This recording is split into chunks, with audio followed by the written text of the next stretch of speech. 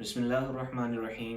نبی اکرم صلی اللہ علیہ وسلم نے ارشاد فرمایا، جب رمضان المبارک کا مہینہ شروع ہوتا ہے تو اللہ تبارک و تعالی اپنی مخلوق پر نظر رحمت فرماتا ہے۔ تو اس شخص پر اس طرح عذاب ہو سکتا ہے کہ جس پر اللہ تبارک و تعالی اپنی نظر رحمت فرمائے۔ نبی اکرم صلی اللہ علیہ وسلم نے ارشاد فرمایا کہ اللہ تبارک و تعالی رمضان کی ہر رات میں 10 لاکھ لوگوں کو جہنم سے آزاد فرماتا ہے۔ پھر فرمایا کہ جب 29 رمضان المبارک ہوتی ہے تو اللہ تبارک و تعالی اس رات میں جتنے پورے مہینے کے اندر جتنے گناہ گاروں کی بخشش ہوتی ہے اس رات میں اتنے گناہ گاروں کی بخشش فرماتا ہے۔ پھر نبی اکرم صلی اللہ علیہ وسلم نے فرمایا کہ جب عید الفطر کی رات آتی ہے تو اس رات اللہ تبارک و تعالی فرشتوں سے یہ فرماتا ہے، فرشتوں سے پوچھتا ہے کہ جس نے اپنا کام پورا کیا ہو تو اس کے ساتھ کیا کرنا چاہیے۔ فرشتے عرض کرتے ہیں، یا اللہ جو اپنا کام پورا کرے اس کو مزدوری پوری ملنی چاہیے۔